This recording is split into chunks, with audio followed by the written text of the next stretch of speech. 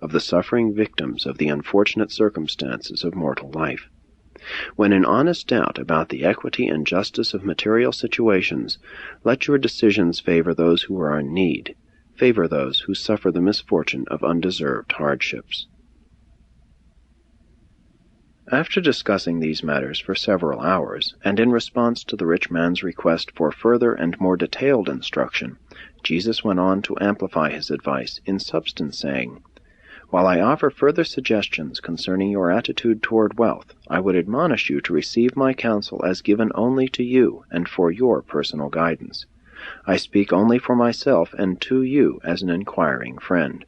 I adjure you not to become a dictator as to how other rich men shall regard their wealth. I would advise you. 1. As steward of inherited wealth, you should consider its sources. You are under moral obligation to represent the past generation in the honest transmittal of legitimate wealth to succeeding generations, after subtracting a fair toll for the benefit of the present generation. But you are not obligated to perpetuate any dishonesty or injustice involved in the unfair accumulation of wealth by your ancestors. Any portion of your inherited wealth which turns out to have been derived through fraud or unfairness, you may disperse in accordance with your convictions of justice, generosity, and restitution. The remainder of your legitimate inherited wealth you may use in equity and transmit in security as the trustee of one generation for another. Wise discrimination and sound judgment should dictate your decisions regarding the bequest of riches to your successors. 2.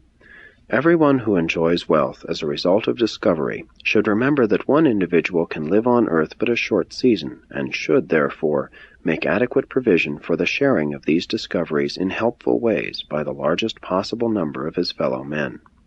While the discoverer should not be denied all reward for efforts of discovery, neither should he selfishly presume to lay claim to all of the advantages and blessings to be derived from the uncovering of nature's hoarded resources. 3. As long as men choose to conduct the world's business by trade and barter, they are entitled to a fair and legitimate profit. Every tradesman deserves wages for his services. The merchant is entitled to his hire. The fairness of trade and the honest treatment accorded one's fellows in the organized business of the world create many different sorts of profit-wealth, and all these sources of wealth must be judged by the highest principles of justice, honesty, and fairness. The honest trader should not hesitate to take the same profit which he would gladly accord his fellow trader in a similar transaction.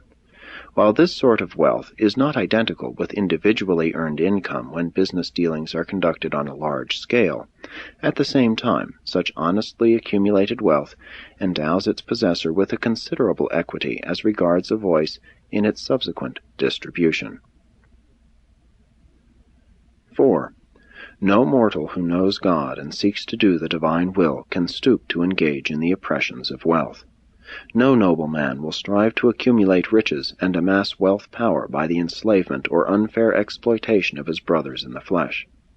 Riches are a moral curse and a spiritual stigma when they are derived from the sweat of oppressed mortal man. All such wealth should be restored to those who have thus been robbed, or to their children and their children's children. An enduring civilization cannot be built upon the practice of defrauding the laborer of his hire. 5. Honest wealth is entitled to interest. As long as men borrow and lend, that which is fair interest may be collected, provided the capital lent was legitimate wealth. First cleanse your capital before you lay claim to the interest. Do not become so small and grasping that you would stoop to the practice of usury. Never permit yourself to be so selfish as to employ money power to gain unfair advantage over your struggling fellows. Yield not to the temptation to take usury from your brother in financial distress. 6. If you chance to secure wealth by flights of genius, if your riches are derived from the rewards of inventive endowment, do not lay claim to an unfair portion of such rewards. The genius owes something to both his ancestors and his progeny. Likewise is he under obligation to the race, nation, and circumstances of his inventive discoveries. He should also remember that it was as man among men that he labored and wrought out his inventions. It would be equally unjust to deprive the genius of all his increment of wealth. And it will ever be impossible for men to establish rules and regulations applicable equally to all these problems of the equitable distribution of wealth. You must first recognize man as your brother, and if you honestly desire to do by him as you would have him do by you, the commonplace dictates of justice, honesty, and fairness will guide you in the just and impartial settlement of every recurring problem of economic rewards and social justice. 7. Except for the just and legitimate fees earned in administration, no man should lay personal claim to that wealth which time and chance may cause to fall into his hands. Accidental riches should be regarded somewhat in the light of a trust to be expended for the benefit of one's social or economic group. The possessors of such wealth should be accorded the major voice in the determination of the wise and effective distribution of such unearned resources. Civilized man will not always look upon all that he controls as his personal and private possession. 8. If any portion of your fortune has been knowingly derived from fraud, if aught of your wealth has been accumulated by dishonest practices or unfair methods, if your riches are the product of unjust dealings with your fellows, make haste to restore all these ill-gotten gains to the rightful owners. Make full amends, and thus cleanse your fortune of all dishonest riches. 9. The trusteeship of the wealth of one person for the benefit of others is a solemn and sacred responsibility. Do not hazard or jeopardize such a trust. Take for yourself of any trust only that which all honest men would allow. 10.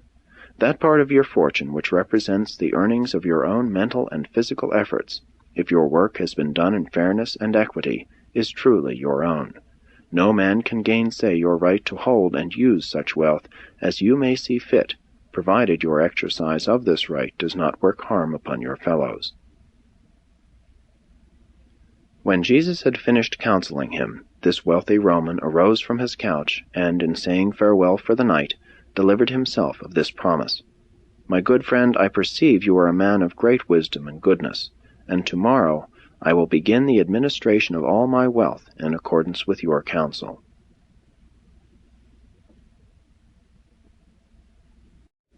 (6) Social ministry.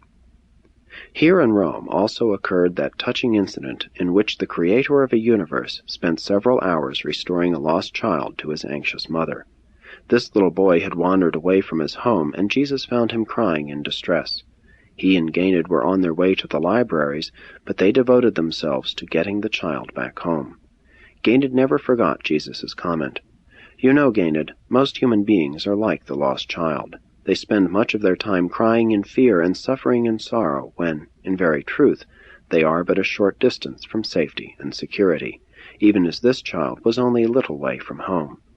And all those who know the way of truth and enjoy the assurance of knowing God should esteem it a privilege, not a duty, to offer guidance to their fellows in their efforts to find the satisfactions of living. Did we not supremely enjoy this ministry of restoring the child to his mother? So do those who lead men to God experience the supreme satisfaction of human service.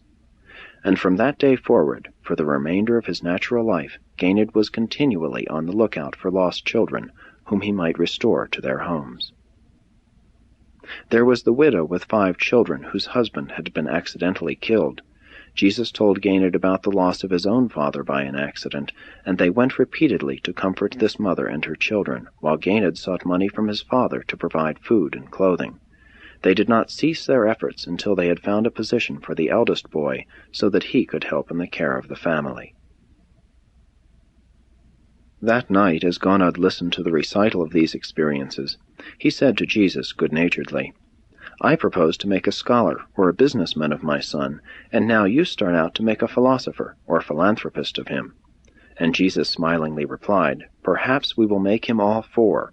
Then he can enjoy a 4-fold satisfaction in life, as his ear for the recognition of human melody will be able to recognize 4 tones instead of 1. Then said Gonod, I perceive that you really are a philosopher. You must write a book for future generations. And Jesus replied, Not a book. My mission is to live a life in this generation and for all generations. But he stopped, saying to Ganid, My son, it is time to retire.